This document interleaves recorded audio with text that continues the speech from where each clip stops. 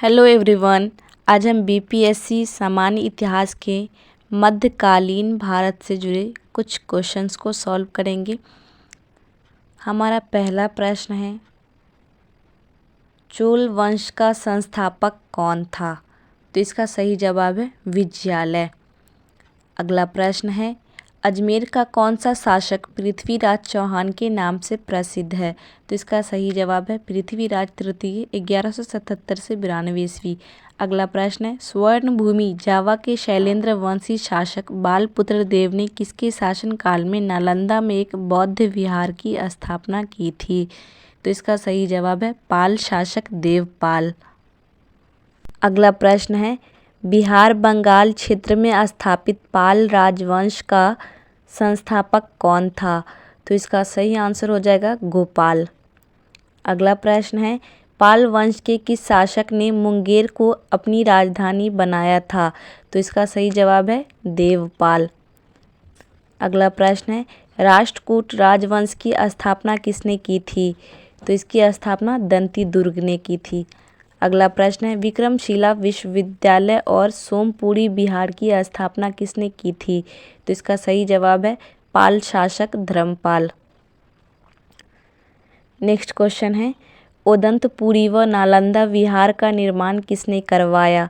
तो इसका सही जवाब है गोपाल। अगला प्रश्न है, किस शासक के समय चोल शासक राजेंद्र चोल ने गंगा का अभियान किया था? तो इसका सही जवाब है पाल शासक महिपाल। अगला प्रश्न है, गीत गोविंद के लेखक जयदेव तथा ब्राह्मण सर्वस्व के रचयिता हलायुध किसके दरबार में रहते थे? तो इसका सही जवाब है सेन शासक लक्ष्मण सेन। चलिए आगे बढ़ते हैं। किस ग्रंथ में अग्निकुंड के उत्पन्न 4 जातियों प्रतिहार, चालुक, परमार और चौहान की कथा का वर्णन मिलता है? तो इसका सही जवाब है पृथ्वीराज रासो, लेखक चंद्रबरदाई। अगला प्रश्न है, सर्वप्रथम गुर्जर प्रतिहार का उल्लेख किस अभिलेख में मिलता है? तो इसका सही जवाब है ऐहोल अभिलेख, पुलकेशिन द्वितीय। अगला प्रश्न है, ग्वालियर प्रशस्त अभिलेख में किसकी उपलब्धियों की चर्चा की गई है?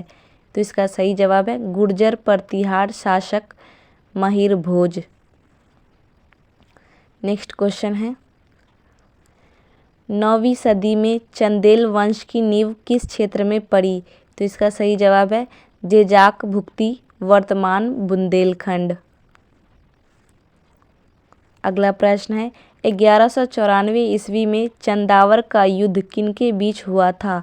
तो इसका सही जवाब है जयचंद्र व मोहम्मद गौरी। अगला प्रश्न है, नैषध चरित्र एवं खंड खंड खाद्य ग्रंथ के रचयिता श्री हर्ष किसके दरबार में रहते थे? तो इसका सही जवाब है कन्नौज का शासक जयचंद्र। अगला प्रश्न है, किस चालुक्य शासक के समय 1025 ईस्वी में महमूद गजनवी का सोमनाथ मंदिर पर हमला हुआ था? तो इसका सही जवाब है भीम प्रथम। नेक्स्ट क्वेश्चन है, अजमेर नगर की स्थापना किसने की? तो इसका सही जवाब है अजयराज चौहान शासक। अगला प्रश्न है, 1191 में त्राइन का प्रथम युद्ध किनके बीच लड़ा गया? तो त्राइन का प्रथम युद्ध पृथ्वीराज तृतीय व मोहम्मद गौरी के बीच लड़ा गया था। अगला प्रश्न है, साहित्य भूमिदान प्रथा का साहित्यिक साक्ष्य किस ग्रंथ में मिलता है? तो यह मनुस्मृति में मिलता है। अगला प्रश्न है, वीरशैव नामक उप संप्रदाय का संस्थापक कौन था? तो इसका संस्थापक था वासवराज। अगला प्रश्न है, राष्ट्रकूट किसके सामंत थे? तो इसका सही जवाब है चालुक्य। अगला प्रश्न है, कन्नड़ भाषा में रचित कवि राजमार्ग ग्रंथ की रचना किसने की? तो इसका सही जवाब है अमोघवर्ष। अगला प्रश्न है, अल मसूदी किसके समय भारत आया था? तो राष्ट्रकूट शासक इंद्र तृतीय, इसका सही जवाब। अगला प्रश्न है, किस लड़ाई में राष्ट्रकूट शासक कृष्ण तृतीय ने चोल शासक प्रांतक प्रथम को पराजित किया था? तो इसका सही जवाब है तकोल्लम की लड़ाई 949 ईस्वी। अगला प्रश्न है, विक्रमांक देव चरित के रचयिता विल्हन किसके दरबारी कवि थे? तो इसका सही जवाब है विक्रमादित्य षष्ठम। अगला प्रश्न है, किसने अपने राज्यारोहण के उपलक्ष्य में 1076 ईस्वी में विक्रम संवत लागू किया था? तो इसका सही जवाब है विक्रमादित्य षष्ठम। अगला प्रश्न है, चोल शासक किसके सामंत थे? तो इसका सही जवाब है पल्लव। अगला प्रश्न है, किस चोल शासक ने गंगा क्षेत्र का सफल अभियान कर गंगैकोंडचोलपुरम नामक नगर की स्थापना की थी? तो इसका सही जवाब है राजेंद्र प्रथम। अगला प्रश्न है, सम्राट की प्रतिमा मंदिरों में स्थापित कर उसकी पूजा करने की परंपरा कहाँ से ग्रहण की गई थी? तो इसका जवाब है रोमन से।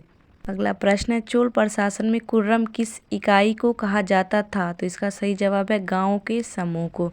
अगला प्रश्न है, चोल प्रशासन में भू राजस्व कुल उपज का कितना हिस्सा होता था? तो इसका सही जवाब है 1/3।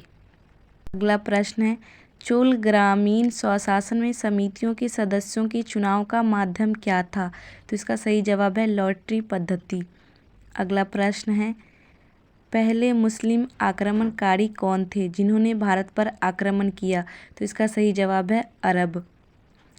नेक्स्ट क्वेश्चन है, चचनामा में अरबों की सिंध विजय की पर्याप्त जानकारी मिलती है। इस पुस्तक के लेखक कौन है? तो इसका सही जवाब है अली अहमद। नेक्स्ट क्वेश्चन है, जब 712 ईस्वी में अरब शासक मोहम्मद बिन कासिम ने सिंध पर आक्रमण किया तब सिंध का शासक कौन था? तो इसका सही जवाब है दाहिर। उस समय सिंध का शासक दाहिर था। अगला प्रश्न है, भारत में पहली बार जजिया कर किसने आरोपित किया? तो इसका सही जवाब है मोहम्मद बिन कासिम। अगला प्रश्न है, भारत पर आक्रमण करने वाला पहला तुर्क आक्रमणकारी कौन था? तो इसका सही जवाब है सुबुक्तगीन। अगला प्रश्न है, मध्यकालीन इतिहासकार उत्बी किसके दरबार में रहता था? तो इसका सही जवाब है महमूद गजनवी। अगला प्रश्न है, किताबुल हिंद का लेखक कौन है? तो इसके लेखक है अल बुरूनी। नेक्स्ट क्वेश्चन है, शाहनामा का लेखक फिरदौसी किसका दरबारी कवि था? तो इसका राइट आंसर है महमूद गजनवी। अगला प्रश्न है, मध्यकालीन भारत के दौरान अहमदनगर पर किस राजवंश का शासन था? तो इसका सही जवाब है निजाम शाही। अगला प्रश्न है, सूफी संप्रदाय सुहरावर्दी का संस्थापक कौन था? तो इसका सही जवाब है शिहाबुद्दीन। अगला प्रश्न है, किसे अपनी उदारता के कारण लाख बख्श कहा जाता था? तो कुतुबुद्दीन ऐबक को लाख बख्श कहा जाता था। इसका सही जवाब। अगला प्रश्न है, किस सूफी संत की याद में कुतुबुद्दीन ऐबक ने कुतुब मीनार की नींव रखी? तो इसका सही जवाब है ख्वाजा कुतुबुद्दीन बख्तियार काकी। अगला प्रश्न है, दिल्ली सल्तनत का वास्तविक संस्थापक किसे कहा जाता है? तो इसका सही जवाब है इल्तुतमिश। नेक्स्ट क्वेश्चन है, तुर्के चहलगानी का गठन किसने किया था? तो इसका सही जवाब है इल्तुतमिश ने इसका गठन किया था। अगला प्रश्न है, किसने इक्ता व्यवस्था को पहली बार प्रशासन में लागू किया था? तो इसका सही जवाब है मोहम्मद गौरी। अगला प्रश्न है, गुलाम वंश की किस महिला को जनता के द्वारा गद्दी पर बैठाया गया था? तो इसका सही जवाब है रजिया सुल्तान। अगला प्रश्न है, 1241 ईस्वी में किसके शासनकाल में भारत को पहली बार मंगोलों का आक्रमण झेलना पड़ा? तो इसका सही जवाब है बहराम शाह।